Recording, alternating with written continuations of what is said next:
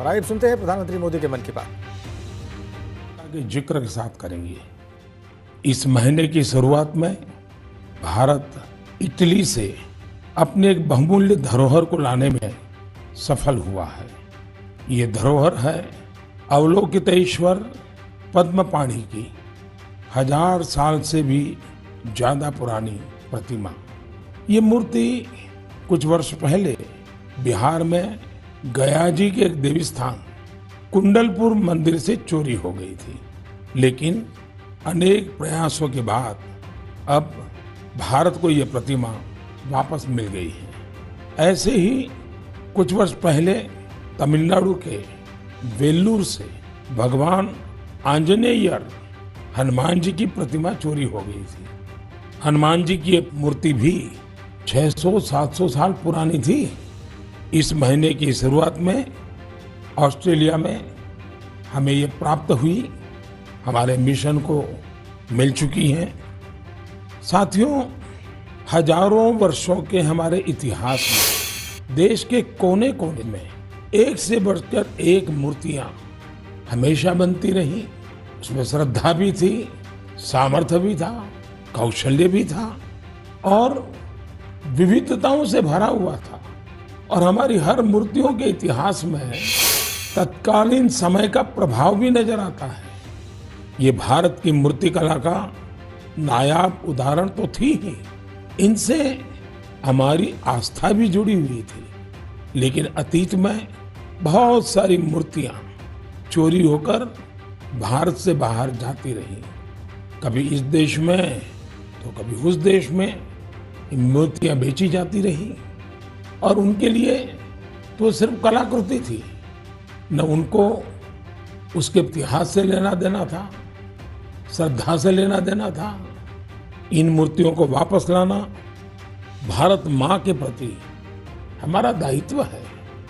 इन मूर्तियों में भारत की आत्मा का, आस्था का अंश है। इनका एक सांस्कृतिक ऐतिहासिक महत्व भी है।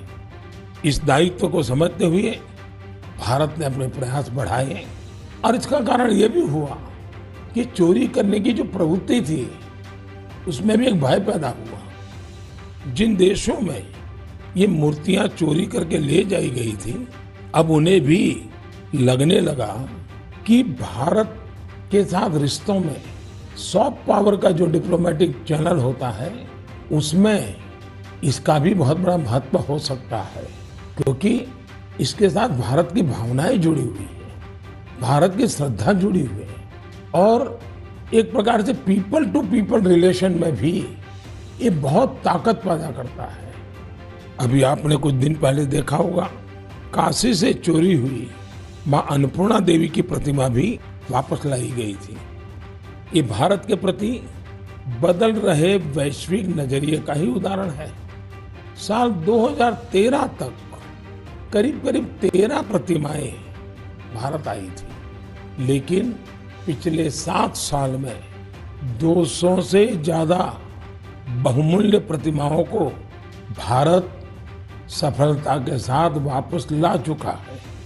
America, Britain, Holland, France, Canada, Germany, Singapore, ऐसे कितने ही देशों ने भारत की इस भावना को समझा है और मूर्तियां वापस लाने में हमारी मदद की है। मैं पिछले साल सितंबर में जब अमेरिका गया था तो वहां मुझे काफी पुरानी कई सारी प्रतिमाएं और सांस्कृतिक महत्व की अनेक चीजें प्राप्त हुई।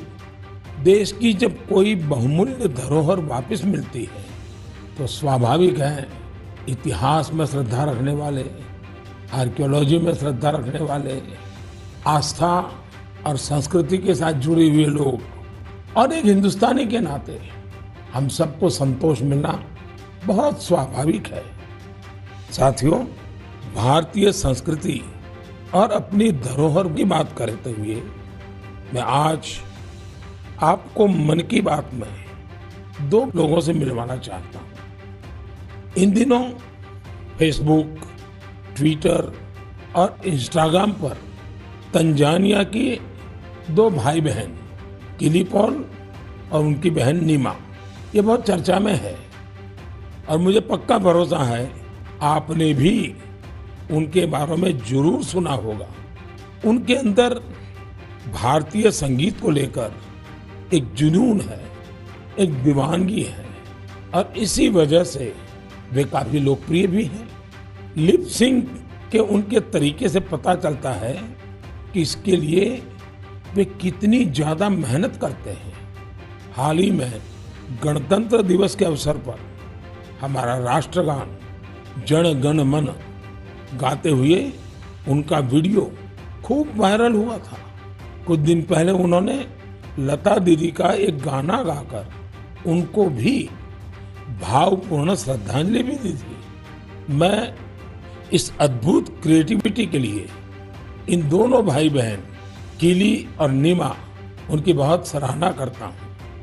कुछ दिन पहले तंजानिया में भारतीय दूतावास में इन्हें सम्मानित भी किया गया है।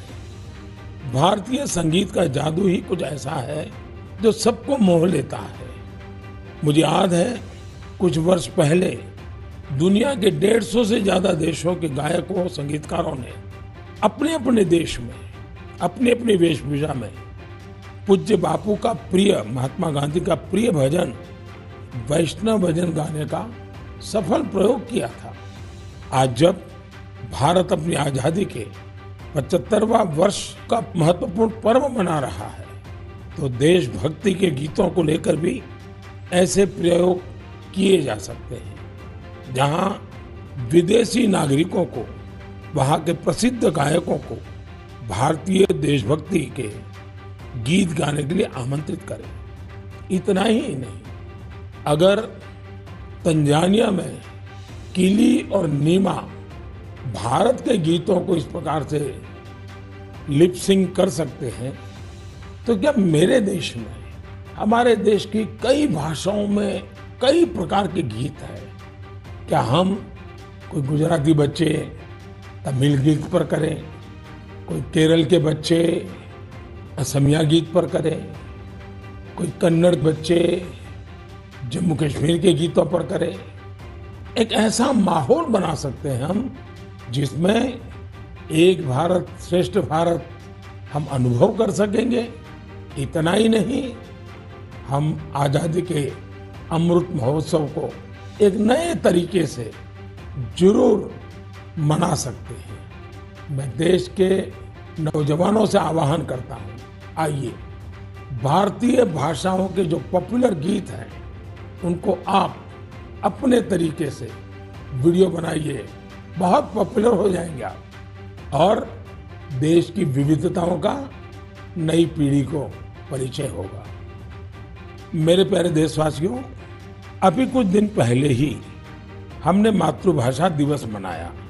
जो विद्वान लोग हैं वो मातृभाषा शब्द कहाँ से आया, इसकी उत्पत्ति कैसे हुई, इसे लेकर बहुत एकेडमिक इनपुट दे सकते हैं।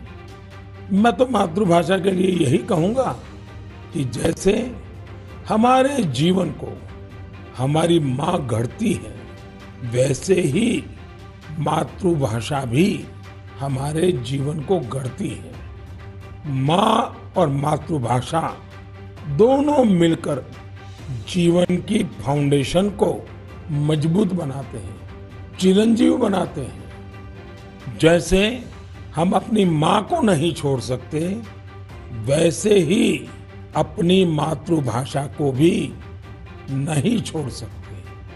मुझे बरसों पहले की एक बात याद है, जब मुझे अमेरिका जाना हुआ तो अलग अलग परिवारों में जाने का मौका मिलता था कि एक बार मेरा एक तेलुगु परिवार में जाना हुआ और मुझे एक बहुत खुशी का दृश्य वहां देखने को मिला।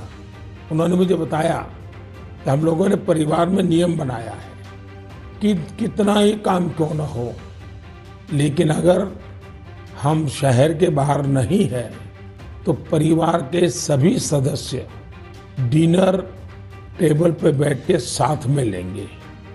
और दूसरा, डिनर के टेबल पे कंपलसरी हर कोई तेलुगु भाषा में ही बोलेगा।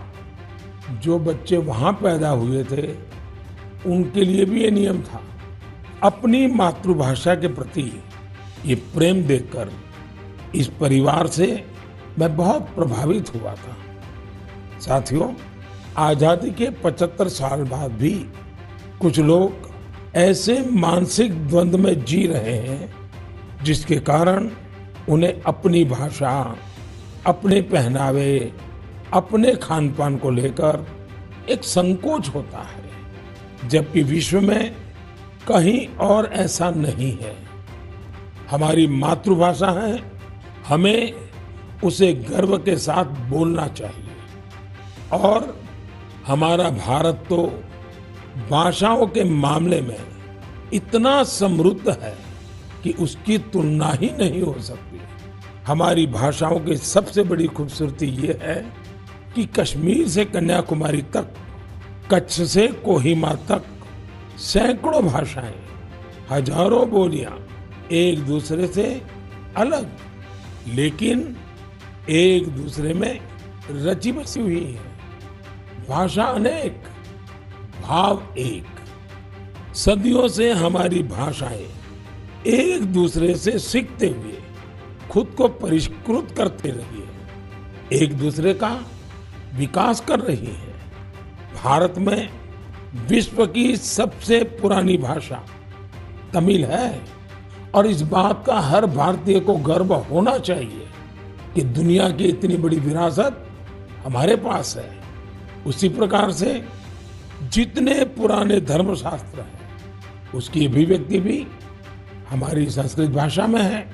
भारत के लोग करीब 121, यानी हमें गर्व होगा, 121 प्रकार की मातृभाषाओं से जुड़े हुए हैं और इनमें 14 भाषाएं तो ऐसी हैं जो 1 करोड़ से भी ज्यादा लोग रोजमर्रा की जिंदगी में बोलते हैं।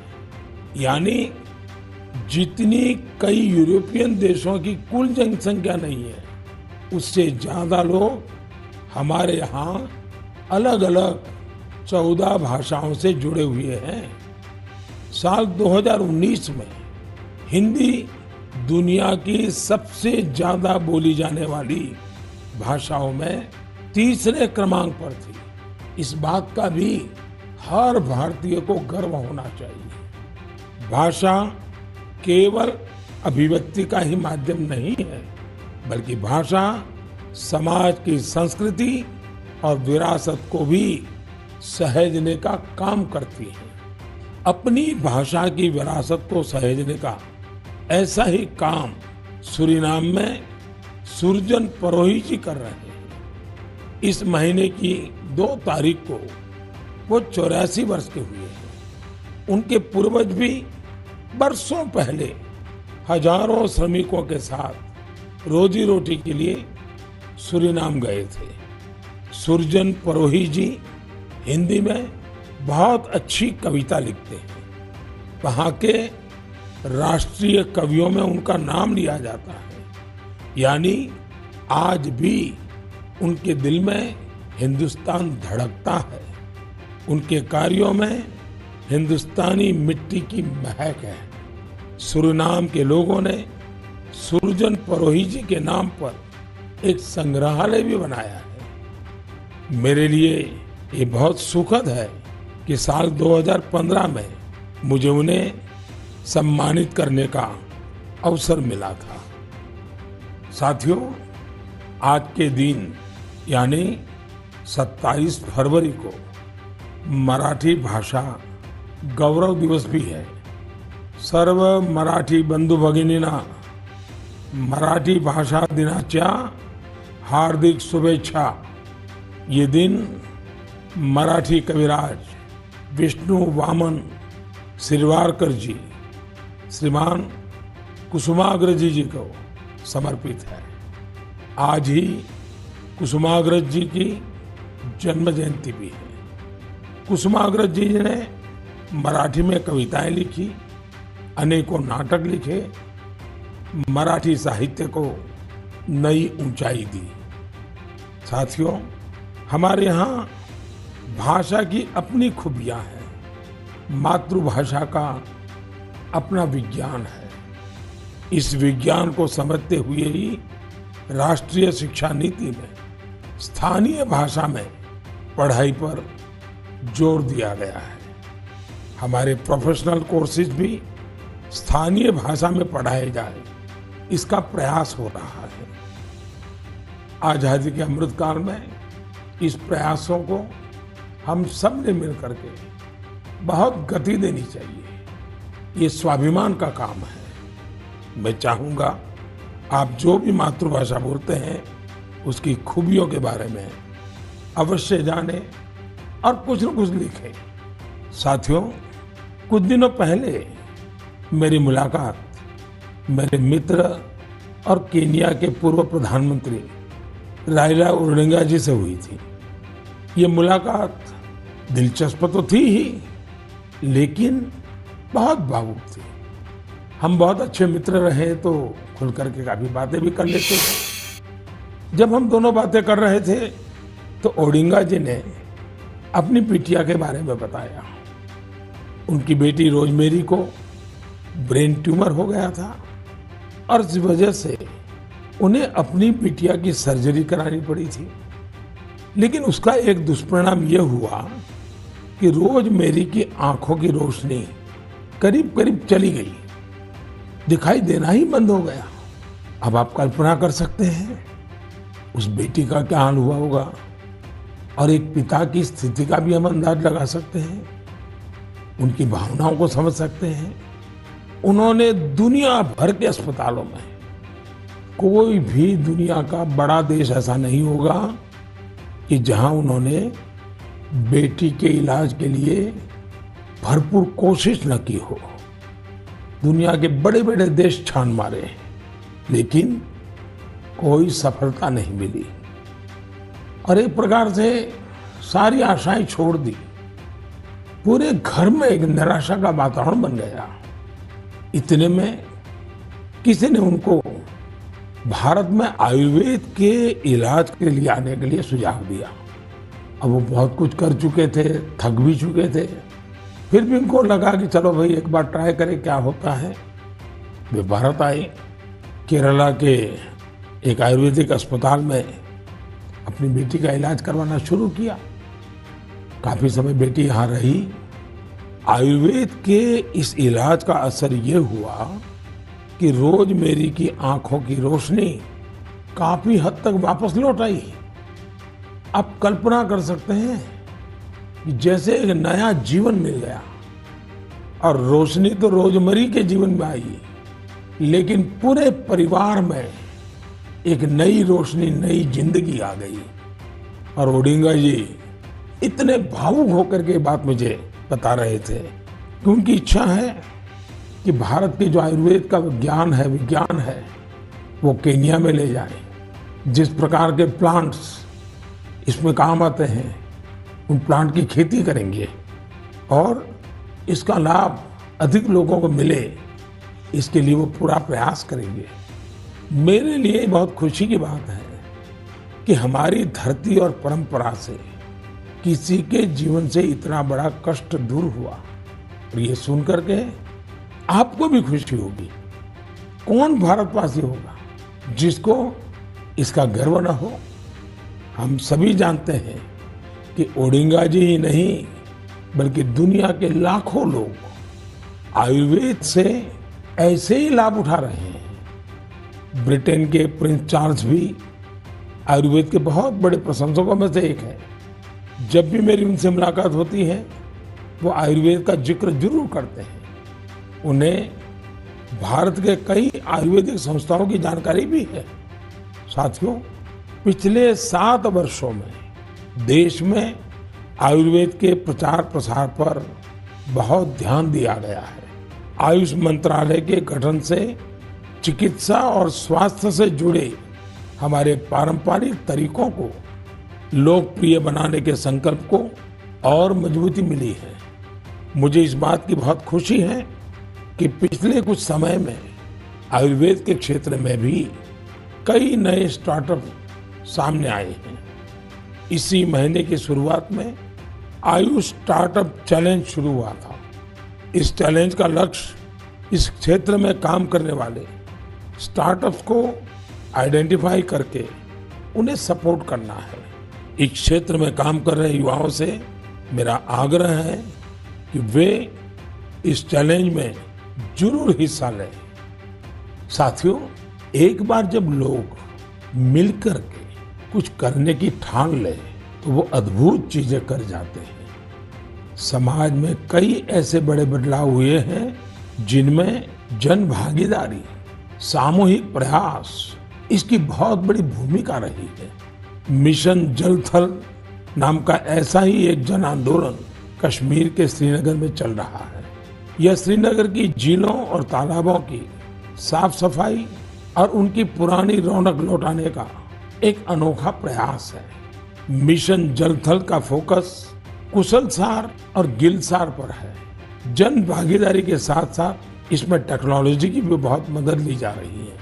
कहाँ कहाँ अतिक्रमण हुआ है, कहाँ अवैध निर्माण हुआ है, इसका पता लगाने के लिए इस क्षेत्र का बाकायदा सर्वे कराया गया। इसके साथ ही प्लास्टिक वेस्ट को हटाने और कचरे की सफाई का अभियान भी चलाया गया। मिशन के दूसरे चरण में पुराने वाटर चैनल्स और झील को भरने वाले 19 झरनों को रिस्टोर करने का भी भरपूर प्रयास किया गया।